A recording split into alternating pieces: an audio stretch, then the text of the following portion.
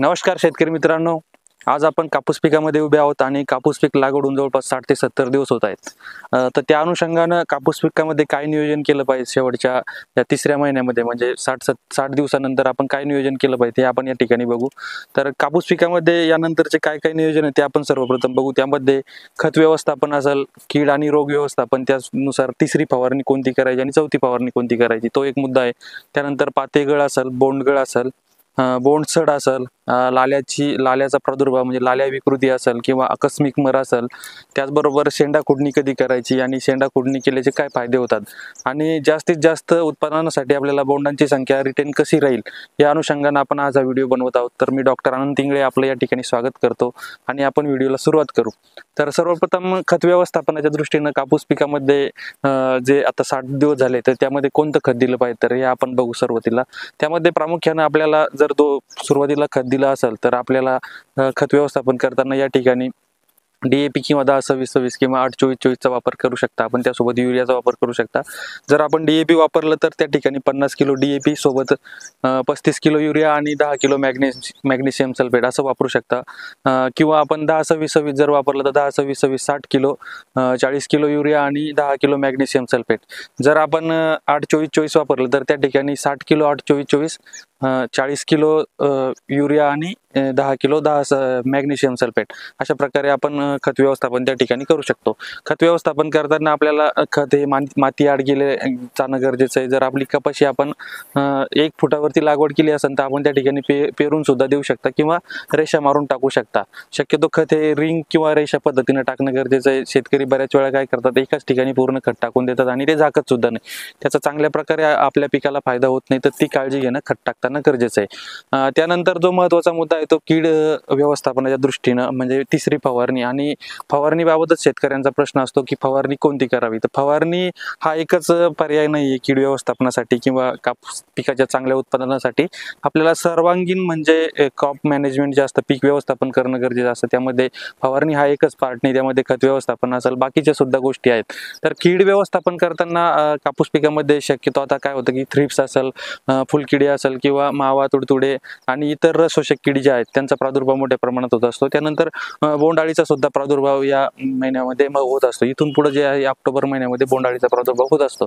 त्या अनुषंगाने आपल्याला त्याचबरोबर रोगांचा सुद्धा प्रादुर्भाव त्या ठिकाणी होत असतो. त्यामध्ये अँथ्रॅकनोज असेल म्हणजे लिप स्पॉट असेल किंवा करपा असेल किंवा इतर जे लाल्या विकृती असेल किंवा इतर जे रोग आहेत तर त्यांचा प्रादुर्भाव होत असतो. त्या अनुषंगाने आपण कोणतं कीटकनाशक, कोणतं बुरशीनाशक वापरलं पाहिजे तर ते आपण या ठिकाणी बघू. डिनॅटोफॉरान 20% SG हे आपण 50 ते 60 ग्रॅम प्रति एकर वापरू शकता. त्यानंतर डायपेन्थ्युरॉन जे 50% WP ते 250 ग्रॅम प्रति एकर वापरू शकता. त्यानंतर फिप्रोनिल प्लस फ्लोनिकॅमाइड 160 ग्रॅम प्रति एकर वापरू शकता. त्यानंतर फ्लोनिकॅमाइड प्लस इमिडाक्लोप्राइड हे जे आहे तर ते फिप्रोनिल प्लस इमिडाक्लोप्राइड जे आहे 100 ते 120 ग्रॅम आपण वापरू शकता.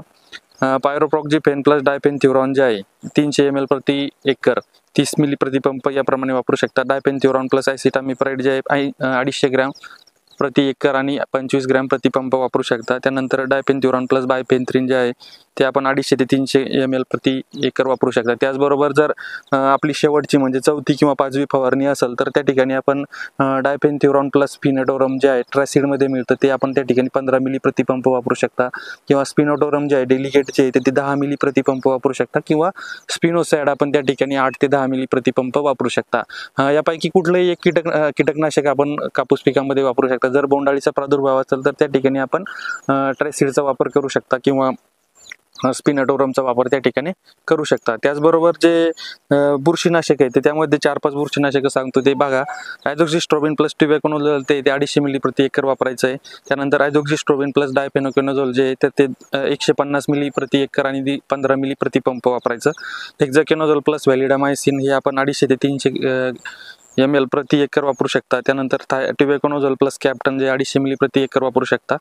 थायबोनेट मिथाइल जे ते 250 ते 300 ग्रॅम आपण वापरू शकता.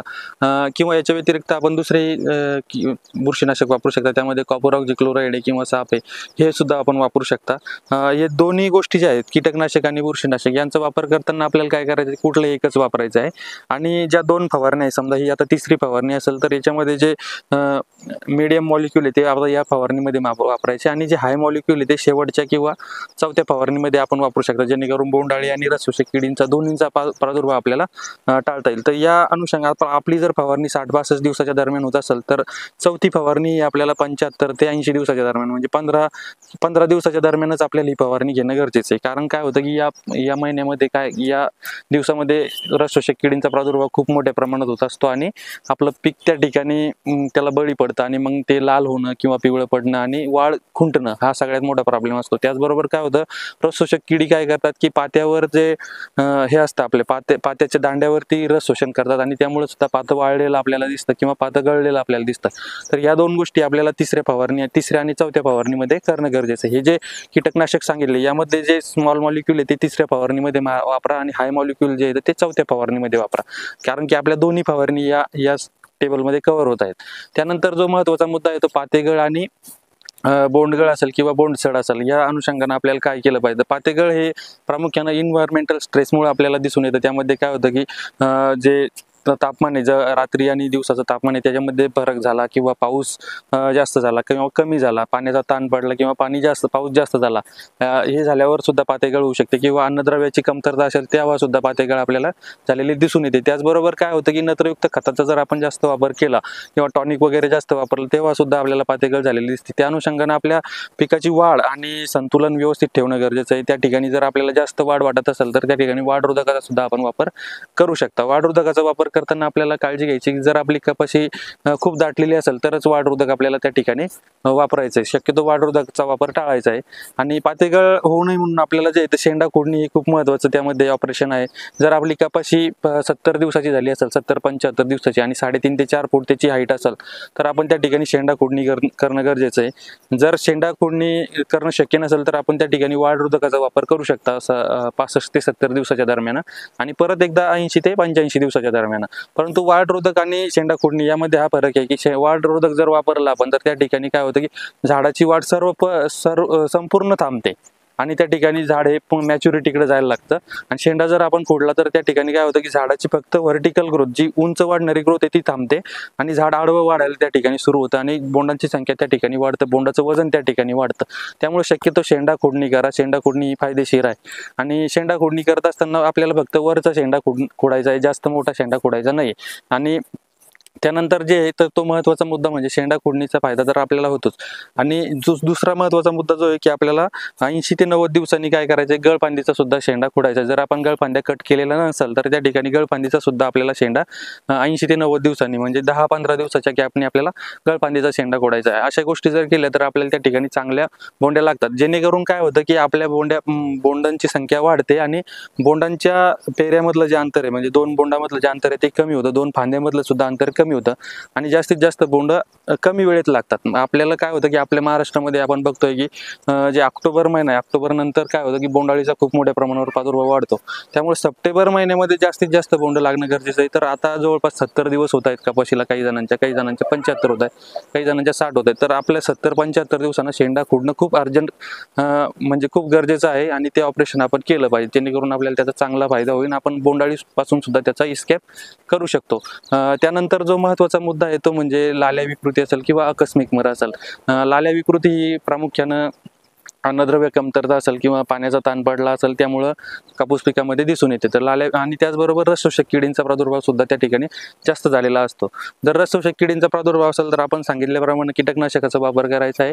त्याचबरोबर जर आपल्याला त्या ठिकाणी DAP किंवा युरियाचं ॲप्लिकेशन त्या ठिकाणी करणं गरजेचं आहे. आपण 2% किंवा 2% DAP किंवा 2% युरिया हे वापरू शकता किंवा 19-19 जे विद्राव्य खत आहे किंवा 13-40-13 जे विद्राव्य खत आहे याचा सुद्धा आपण त्या ठिकाणी वापर करू शकता. त्याचबरोबर आपल्याला मॅग्नेशियम सल्फेट त्या ठिकाणी 20 ग्रॅम प्रति पंप वापरायचं आहे किंवा 20 ग्रॅम प्रति 10 लिटर पंपामध्ये वापरायचं आहे किंवा आपण त्या ठिकाणी मायक्रोन्यूट्रिएंटचा वापर करू शकता. असं जर केलं तर आपल्याला त्या ठिकाणी सर्व प्रकारच्या अन्नद्रव्यांची कमतरता त्या ठिकाणी भरून काढता येईल. शक्यतो ही फवारणी करताना आपण 0-52-34 किंवा 13-40-13 100 ग्रॅम प्रति पंप आणि मायक्रोन्यूट्रिएंट जे आहे तर 40 ग्रॅम प्रति पंप याप्रमाणे वापरलं तर आपल्याला त्या ठिकाणी चांगला फायदा होऊ शकतो. जर आपल्याला आपल्या कापूस पिकाची वाढ कमी वाटत असेल तर त्या ठिकाणी आपण 13-40-13 किंवा 19-19-19 आणि अॅमिनो ॲसिडचा वापर करू शकता. अॅमिनो ॲसिड जे आहे की त्यामध्ये इसाबियन असेल, बायोविटा एक्स असेल किंवा इतर जे कंपन्यांचे अॅमिनो ॲसिड त्याचा आपण त्या ठिकाणी 40 मिली प्रति पंप या प्रमाणात वापर करू शकता. सोबत जर कपाशी पिवळी पडली असेल किंवा वाटतं की आपल्याला पानं लाल किंवा तांबूस झालेले असतील तर त्या ठिकाणी आपण मायक्रोन्यूट्रंटचा सुद्धा वापर करणं गरजेचं आहे. त्यानंतर बोंडसड हा सुद्धा खूप महत्त्वाचा मुद्दा असतो. पश्चिम महाराष्ट्रामध्ये बोंडसड मोठ्या प्रमाणात झालेली आपल्याला दिसून येते. तर बोंडसड नियंत्रणासाठी काय होतं की बोंडसड ज्या कपाशी लवकर लागवड केलेल्या आहेत जूनच्या पहिल्या आठवड्यात किंवा मेच्या शेवटच्या आठवड्यात, त्या काय होतं की आता सप्टेंबरमध्ये किंवा ऑक्टोबरमध्ये जो परतीचा पाऊस होतो त्यामध्ये काय होतं त्या बोंड्या उमलण्याची अवस्था असते आणि त्यावेळेस मोठा पाऊस होतो. त्यावेळेस काय होतं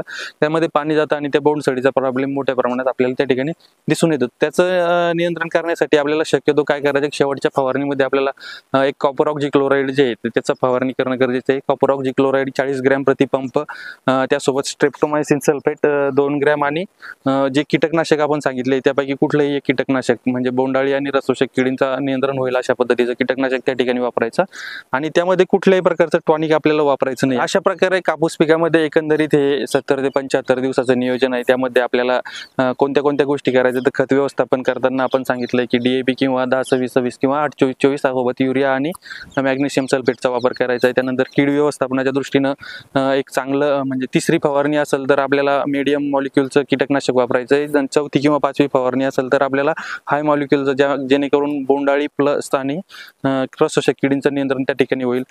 रोग नियंत्रणाच्या दृष्टीने आपण जे सांगितले बुरशीनाशके ते त्या ठिकाणी वापरायचे आहेत. वाढ कमी असेल तर त्या ठिकाणी 13-40, 13-19-19 किंवा आणि अॅमिनो ॲसिडचा आणि मायक्रोन्यूट्रंटचा वापर करायचा आहे. लाल्या विकृतीचा प्रादुर्भाव दिसत असेल तर मॅग्नेशियम सल्फेट आणि 2% DAP किंवा 2% युरियाची आपल्याला त्या ठिकाणी फवारणी करायची आहे किंवा जमिनीतून आपल्याला त्याचं ॲप्लिकेशन करायचं आहे. त्याचबरोबर जर आपल्याला शेंडा कुडणी करायची असेल तर आता चांगला वेळ आहे शेंडा कुडणी करण्यासाठी. 3.5 ते 4 फूट झाडाची हाईट असेल तर शेंडा कुडणी करणं गरजेचं आहे. अशा प्रकारे वेगवेगळ्या गोष्टी जर आपण कापूस पिकामध्ये केल्या आणि अशा प्रकारचं नियोजन जर केलं तर आपल्याला नक्कीच चांगलं उत्पादन त्या ठिकाणी मिळू शकतं. कापूस पिकाबद्दल जर आपल्या अजून काही प्रश्न असतील किंवा काही अडचणी असतील तर त्या नक्की विचारा, आम्हाला कमेंट करा. आम्ही त्याबद्दल व्हिडिओ बनवण्याचा प्रयत्न करू, आपल्याला शेअर करू. आपलं चॅनल सबस्क्राईब करा, शेअर करा आणि लाईक करा. धन्यवाद.